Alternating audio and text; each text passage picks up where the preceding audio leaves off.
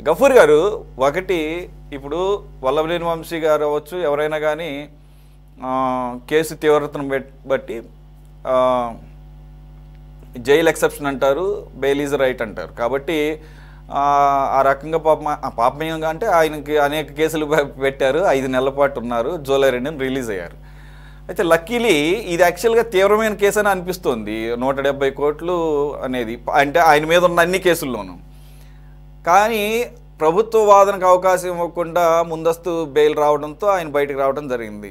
So ప్రభుత్వం కూడా ఏమీ ఈజీగా లేదు ఈ విషయంలో. అందు గురించి సుప్రీంకోర్టుకు వెళ్ళింది. ఇప్పుడు సుప్రీంకోర్టు సరే ఇది రిలీఫ్ అంటే యాక్చువల్గా రిలీఫ్ అంటాం కన్నా ఆయనకున్న రిలీఫ్ని తీసేసినట్లే. ఆల్రెడీ ముందస్తు బెయిల్ పక్కన పెట్టిందంటే రిలీఫ్ పోయింది అక్కడ.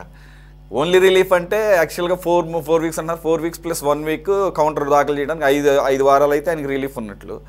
సో ఇప్పుడు ప్రభుత్వం యొక్క ఆలోచన చూస్తుంటే ఒకవేళ హైకోర్టు రేపు విచారణ చేసి ఇదే బెయిల్ని ఖరారు చేసినా మళ్ళీ సుప్రీంకోర్టులో అప్పీల్ చేసేటట్టు కనపడుతున్నారు.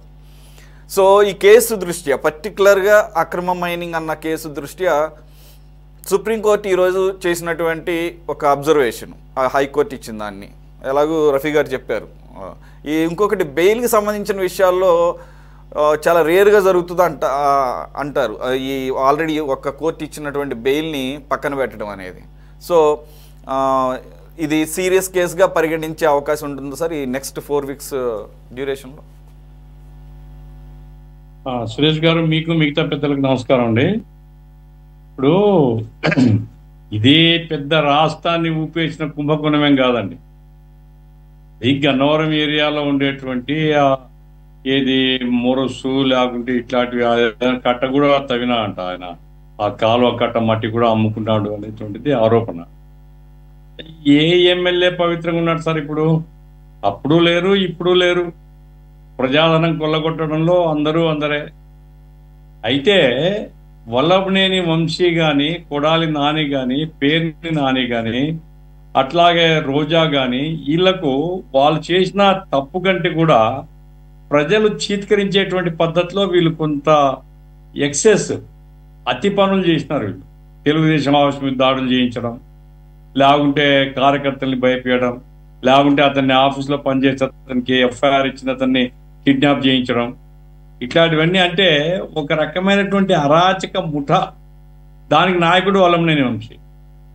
కాబట్టి ఇట్లాంటికి బెయిల్ ఇస్తే ఇవ్వచ్చు, బెయిల్ ఇవ్వకుండా జైల్లో పెడితే ప్రజలకి ఏం నష్టం ఉంది? ప్రజలకు ఏం నష్టం లేదు. అందరూ 5 సంవత్సరాలు జైల్లో ఉన్నా ప్రజలకు నష్టం లేదు.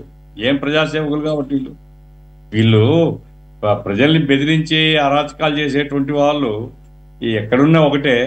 నా పాయింట్ ఏంటంటే వల్లభనేని వంశీ మరి నాకు సబ్జెక్టు కరెక్షన్ నాకు మరి కృష్ణాంజనేయులు గారు మీరో చెప్పాలా సురేష్ గారు. ఆరోగ్య కారణాలతో ఇంటీరియం బెయిల్ ఇచ్చినట్లుగా నాకు గుర్తుంది. అది ఫ్యాక్ట్ అవునా కాదా అనేది మీరు చెప్పాలి. ఆరోగ్య కారణాలతో ఇస్తే ఆ ఇంటీరియం బెయిల్ రద్దు అవుతుంది. కాదు మెరిట్ మీద ఆ బెయిల్ రద్దు చేసేటప్పుడు తప్పనిసరిగా గవర్నమెంట్ యొక్క వాదన వినాలి. వాళ్ళు కన్సిడర్ చేస్తారా లేదా వేరే సంగతి. ఎందుకంటే court may consider are reject it. But government వాదన వినకుండా బెయిల్ ఇవ్వడం అనేటువంటిది ఇది రెగ్యులర్ బెయిలే కనుక అయితే తప్పు. ఎవరు చేసి తప్పేది కాదు. హెల్త్ పాయింట్ ఆఫ్ వ్యూ ఇచ్చి ఉంటే అది ఎప్పుడైనా రద్దు చేయొచ్చు. ఆ పవర్స్ హైకోర్టుకు ఉంటాయి. అది it has to be correct. నాకు రెగ్యులర్ బెయిల్ కాదు సార్, ఇది ముందస్తు బెయిల్. ఇది ముందస్తు బెయిల్ ఆన్ హెల్త్ గ్రౌండ్స్. అది మేబీ అది గ్రౌండ్స్ నాకు గుర్తులేదు కానీ సార్ ఇది పీటీ వారెంట్ కింద తీసుకొని అరెస్ట్ చేస్తారన్న దానికి ముందస్తు బెయిల్ వేసుకున్నారు. దాన్ని ఆనర్ చేసింది హైకోర్టు. దానికంటే ముందు ఆరోగ్య కారణాలతో ఏదో అతనికి ఇచ్చారు. ఆ తర్వాత ఇది దీని మీద ఎటు అతనికి బెయిల్ ఇవ్వాలనేటువంటి ఒక మైండ్ సెట్ ఉంది కాబట్టి కన్సిడర్ చేసి ఏమైనా 2 నెల రోజుల్లో విచారణ చేస్తారు. నాకేం ఆ బెయిల్ రద్దు చేస్తే ప్రజలకేం బాధ లేదు. ఆ బెయిల్ ఇచ్చినా ప్రజలకు పోయేదేం లేదు. ఎందుకంటే వీళ్ళందరూ గుర్తింపు పొందిన నేరస్తులు ఎట్టుంటారో గుర్తింపు పొందినటువంటి అరాచకవాదులు. వీళ్ళు ఏ పార్టీలు ఉన్నా ఏ ప్రభుత్వాలు ఉన్నా వీళ్ళ వల్ల రాష్ట్రానికి ఏం సమకూరింది ఏం లేదు. రాష్ట్ర ప్రయోజనాలు వీళ్ళు చేసింది నష్టం తప్ప లాభం ఏం చేయలేదు. కాబట్టి ఇటువంటి అరాచకవాదుల గురించి మనం ఏం మాట్లాడుకున్నా పెద్ద ఉపయోగం లేదు. నా పాయింట్ ఆఫ్ వ్యూ ఏమంటే ఆర్థిక నేరస్తుల్ని కఠినంగా శిక్షించాలా అనేటువంటి కాన్సెప్ట్ రఫీ గారు చెప్తున్నారు కదా, ఇది ఉంది అని కోర్టులలో. ఏం సార్, ఓబులాపురం మైన్స్ లో కోర్టు శిక్షిస్తే ఇప్పుడు అతను ఎక్కడున్నాడు సార్, గాలి జనార్దన్ రెడ్డి శిక్ష పడిన తర్వాత. కాబట్టి పెద్దవాళ్ళకు ఒక న్యాయము, పేదవాళ్ళకు ఒక న్యాయము జరుగుతుండే కాలంలో మనం ఉన్నాం. కోర్టులకు నేను ఉద్దేశాలు ఆపాదించడం లేదు కానీ గఫూర్ గారు ఒకటి గాలి జనార్దన్ రెడ్డి అంత ఎస్కేప్ అయ్యాడు కదా, అయినా కూడా వదలట్లా. ఎన్నో ఒక 50 కేజీలు గోల్డ్ ఏదో సీజ్ చేశారంట, దాన్ని రిలీజ్ చేయండి అని చెప్పేసి మళ్ళీ ఒక పిటిషన్ వేశాడు. అసలు కేజీలు గోల్డ్ నిజమే సార్, కమ్మోడు కూడా గోల్డ్ కమ్మోడు చేయించుకున్న వానికి ఏం చెప్తాం సార్, వాడు మనిషి వాడు. ఇట్లాంటి ఆర్థిక నేరస్తులు రాజ్యాన్ని ఏలేటువంటి పద్ధతిలో ఉంటే ప్రజలకు ఏం న్యాయం జరుగుతుంది? అట్లాంటి ఆర్థిక నేరస్తుల పట్ల కఠినంగా కోర్టులు ఉండాలా. వీళ్ళు సమాజానికి నష్టం చేసేవాళ్ళు, సమాజం యొక్క సంపద కొల్లగొట్టిన వాళ్ళు, దొంగలు వీళ్ళు, బందిపోట్లు, డెకాయట్లు. ఇట్లాంటి వాళ్ళకు వాడు శిక్ష పడితే 4 రోజుల్లో బయటకు వచ్చేస్తే ఇంక ఏం కోర్టుల మీద ఏం నమ్మకం పెట్టుకోవాలి మనం? కాబట్టి కోర్టుల యొక్క ఫంక్షనింగ్ మీద ప్రజల్లో అసంతృప్తి ఉంది. ఇప్పుడు వల్లభనేని వంశీ, ఇప్పుడు ఒక్కో జడ్జి ఒక్కో రకంగా ఉన్నాడు.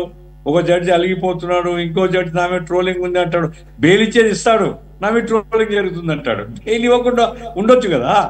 కాబట్టి ఇవన్నీ ఉన్నాయి, న్యాయస్థానాలు అంత పరిశుద్ధంగా ఉన్నాయని నేనేం అనుకోవడం లేదు. ఏమైనా వల్లభనేని వంశీ అతను జైల్లో ఉన్నా ఒకటే, అతను బయట ఉన్నా పెద్ద ఇప్పుడు చేయగలిగేది ఏం లేదు అతను.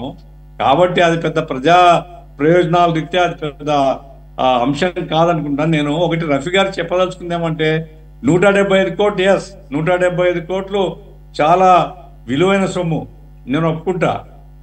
ఇప్పుడు 1750 కోట్ల రూపాయల ఆరోపణ వచ్చిందోనేమో మీరు వదిలిపెట్టి, అమెరికా వాళ్ళు పట్టుకుంటే దొంగను, అమెరికా వాళ్ళు పట్టుకుని కోర్టులు వేస్తేనే, అమెరికా వాళ్ళు పట్టుకున్న కేసులో మీరు వదిలిపెట్టి, వాడు ఎక్కువ రేటుకు ప్రజల మీద భారం వేసే పద్ధతిలో ఉంటే వాని జోలికి పోరు. ఇప్పుడు 3200 కోట్లు, 3200 కోట్లు అనేది అది పార్ట్ ఆఫ్ క్రైమ్ అండి. నా ఉద్దేశంలో అది మొత్తం లెక్క తీస్తే అది 30,000 కోట్లు, 25,000 కోట్ల రూపాయలు అవినీతి జరిగింది. దాని మీద ఇంకా మీరు వెతుక్కుంటున్నారు. ఇంకా అసలు దొంగలు దొరకలే, మీకు అసలు దొంగలు బయటకు తీయలే. కాబట్టి 175 కోట్లు అది చెప్పుకోవడానికి మీకు హక్కు ఉంది, చెప్పుకోవచ్చు. కానీ పెద్ద దొంగల్ని వదిలిపెడుతున్నారు. మీరు ఓసారి సమీక్షించుకోండి. దొంగల పట్ల ఎంత కఠినంగా ఉంటే ఈ గవర్నమెంట్కి అంత మంచిది. దొంగల పట్ల మీరు ఎంత కఠినంగా కాకుండా ఎంత ఉదారంగా ఉంటారో, మీ ఇంట్లో దొంగలు కూడా, మీ పార్టీలో దొంగలు కూడా ఇది రాజమార్గంలే అనుకుంటున్నారు.